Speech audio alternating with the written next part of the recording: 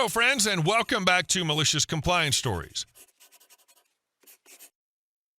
Today's story takes us back to the 1980s, inside a commission-only sales floor where one golden boy thought he could steal from everyone without consequence. But before we begin, best way to support our channel is to leave comments, like and subscribe with the turned-on bell so you don't miss the new video every single day. Here we go. He stole my commission, so I became his worst nightmare. Back in the mid-1980s, I worked at the Lafayette Circuit City in Yonkers, New York. I was a young guy just trying to make rent, and my job was to sell consumer electronics on commission. It wasn't glamorous, but I loved talking to customers and helping them find the right gear. The problem was that commission pay back then was brutal. If my commissions didn't add up to at least minimum wage for the month, all I got was minimum wage. And in the 1980s, minimum wage was barely enough to keep you from eating cat food. Most of the guys on the floor were decent and respected the unspoken rule that if you worked with a customer, the sale was yours. But then there was him. Let's call him Frank. Frank was the big dog of the floor. Dominant personality, knew the managers, had access to management software the rest of us weren't allowed to touch. And Frank was a commission thief. If Frank even spoke to a customer once weeks ago, that customer was now his for life, at least in his mind.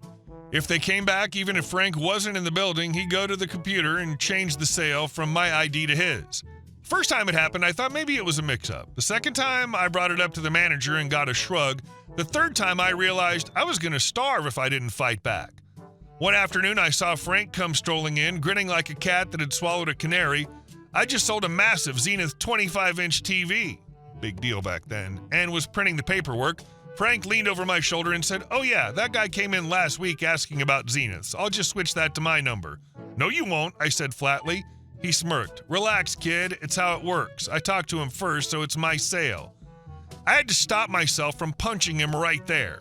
That was hundreds of dollars of commission he was about to steal. Instead, I went straight to the manager's office and raised hell. I wasn't the only one either. A few of the other guys had their own complaints about Frank, but management still wouldn't do anything. Frank was their golden boy, so I adapted.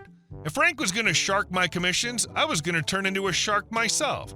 I stopped helping him with anything. When he needed someone to help load a heavy TV into a customer's car so he could hurry back to the floor and grab more sales, I disappeared into the stockroom. If one of his customers came back and he wasn't around, I made sure that sale went under my ID and I'd get creative. Sometimes I'd enter the customer's middle name in the system so Frank wouldn't find them when he went snooping through the computer later. I also made sure every single person in the store knew what Frank was doing. Anytime he tried to switch one of my sales, I made a scene about it loudly. I'd yell across the floor, "Hey Frank, stop stealing my commissions," so everyone heard. Customers would look over, other salespeople would snicker, and Frank's face would go red. Eventually, I found the laziest supervisor we had, the kind of guy who'd do anything to avoid work, and got him to start flipping some commissions back in my favor. If Frank could manipulate the system, so could I. And you know what? It worked. Frank eventually got so sick of me pushing back that he stopped stealing my sales. He still strutted around the floor like he owned the place, but now he left my numbers alone. My commission checks finally started climbing above minimum wage, and I could actually afford groceries without sweating over every dollar. Looking back, I realize I became just as cutthroat as Frank, but in that environment, it was survival. And I don't regret a single thing. If you want to play dirty, you better be ready for someone who's willing to get just as dirty right back. The fact that he eventually left your sales alone is proof that you fought just hard enough to make it not worth the hassle for him anymore. And honestly, in a brutal commission environment like that, survival mode's the only way to stay afloat. And our second story. Hanging up on Karen was the only option. This happened around 6 years ago. I'm over at my parents' place, and on my laptop, when the house phone rings, my dad gets it, and I hear a conversation that goes something like this. My dad: "Who's this?" "You called us." "No, you called us." "No, you called us." "No one from here called you." Hangs up.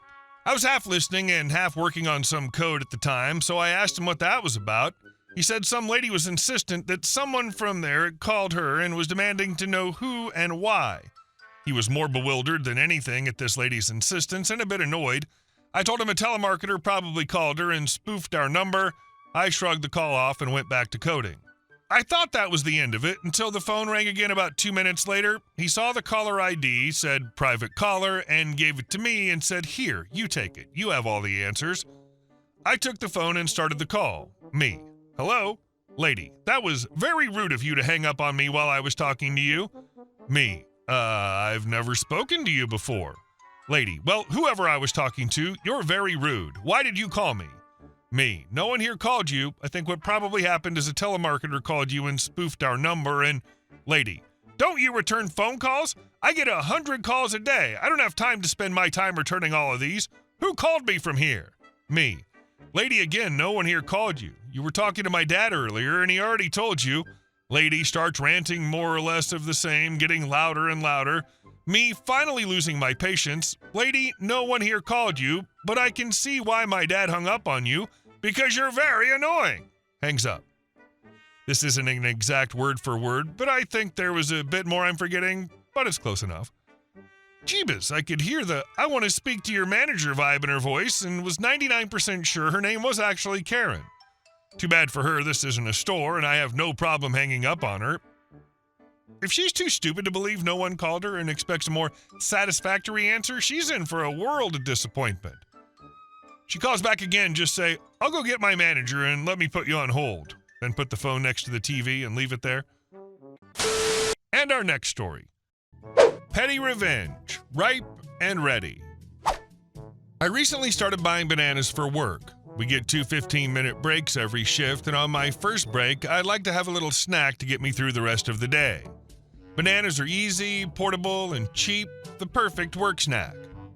The first time I did this, I bought 2 whole bunches of bananas and brought them home. Not because I was planning on eating all of them by myself, but because I knew my sister would want some too. I was being generous, thinking ahead. Apparently that was a mistake. The entire time those bananas were sitting on the counter, my sister would not stop making comments. Every single day, without fail, she'd walk into the kitchen, glance at the bananas, and say something like, "I think you bought too many bananas," or "Wow, this is a lot of bananas," or my personal favorite, "Seriously, this is too many bananas." Day after day, I had to hear this. Now here's the thing. I spend my hard-earned factory money on those bananas. I bring them home, I share them without complaint, and this is the thanks I get? Her telling me over and over that there are too many? Fine. If she thinks there are too many bananas, I can fix that. I've now switched to just buying 1 bunch of bananas instead of 2. And here's what you, dear reader, might not know. The rule in my house was always that my sister could have bananas as long as there were enough left for me to take 1 to work every day. I work 5 days a week. A bunch of bananas from my Kroger has, on average, 6 bananas, which means she now gets exactly 1 banana per week. And that's only if she times it right and grabs it before the bunch runs out. Suddenly, the endless complaining about too many bananas has stopped. Now, instead of freely helping herself whenever she wants, she has to think about whether me getting my 5 work bananas is worth her taking the last 1. She's even admitted that she sometimes feels stressed about it because she doesn't want to leave me without 1 for work. Mission accomplished. I now get my 5 bananas, 1 for every workday, with no more nagging commentary about how many I buy. My sister has to ration herself carefully if she wants 1 at all, and I get to enjoy my bananas in peace, smug in the knowledge that I solved the problem she kept pointing out. Honestly, I didn't think it was possible to buy too many bananas. But apparently my sister has learned the hard way that it's definitely possible to buy too few. This whole banana saga is nuts. Your sis must have a serious case of entitlement if she thought 6 bananas was too few. Love your solution, though. Limiting her to 1 per week. Genius. And hilarious how it's backfired on her now. Stressing about not getting enough as if that was ever an issue. And our last story.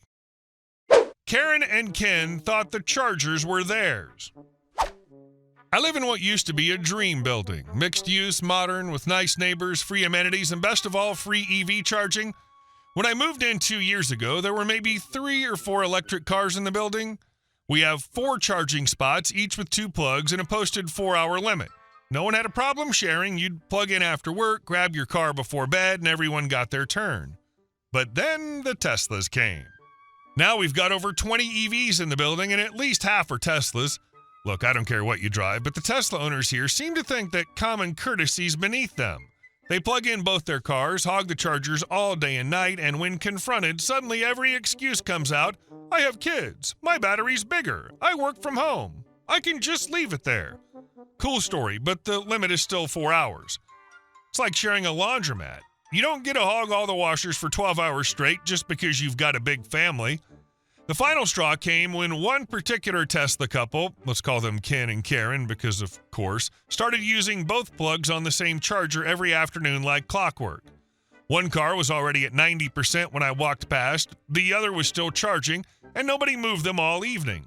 By the time they were done, no one else had a chance to charge for the night. I decided to be civil. I left a polite note on the charger that said, "Please respect the 4-hour limit so others can charge too." Nothing nasty, just a reminder of the posted rules. The next morning, I went down to plug in my car and found my note shredded into little pieces on the floor. One scrap was left taped to the charger with a reply scrawled across it. "Say it to my face." Charming. From then on, it became a race to get to the chargers before Karen and Ken could claim them both. If I was lucky enough to get a spot, they'd glare at me when they walked past like I was the problem for daring to use the amenity that we all pay for. Things escalated when another neighbor left a note that said, "Please consider other drivers need to use these too." The response, "I saw you on my cameras, LMAO. I won't consider crap." That's when I went nuclear. I took photos of the shredded notes, the handwritten replies, and sent them straight to the property manager and the regional manager of the management company. I didn't just say, "Hey, people are being rude." I explained the whole situation, the hogging, the intimidation, the fact that the guest level charger had been broken for weeks, and now we were down to 2 plugs for over 20 EVs. But then I dropped the real bombshell. I reminded them that our chargers had been free this entire time, as in no billing system, no payment portal, no usage tracking other than who was plugged in, which meant the property management company was footing the entire electric bill for this circus. That got their attention. A few days later, we got an official notice taped to every door in the building. The chargers are being replaced with charge point stations. These will not only enforce a strict 4-hour limit before cutting off power, but they'll start billing users $4 per hour after the first 4 hours. The cherry on top, they also installed an automatic reporting system, so if your car stays plugged in after being fully charged or after the 4-hour limit, the system logs it and sends a notice to management. 3 strikes in a month and your access gets revoked for 60 days. When Karen saw the notice, she completely lost it. I happened to be in the lobby at the same time, and she was waving the paper around like a madwoman, yelling at the poor concierge about how she pays too much rent to be treated like this and shouldn't have to pay extra just to keep both cars charged. The concierge, bless him, just said, "Ma'am, you can still charge your car for free. You just can't hog the chargers anymore." Karen huffed, stomped out, and hasn't made eye contact with me since. The best part, ever since the new chargers went live, there's been no waiting. Everyone rotates nicely again except Karen and Ken, who now have to actually pay for the privilege of leaving their Teslas plugged in all night. And based on the gossip in the building, they've already racked up over $200 in overage fees this month alone. I guess entitlement is expensive. And Karen losing it in the lobby's just the icing. She basically admitted she liked hogging the chargers, and now she's mad she has to either share or pay. The fact that she and Ken have already racked up $200 in fees makes this so satisfying. It's literally costing them to keep being entitled. Hey guys, thank you all for watching the video. I'll see you in the next one.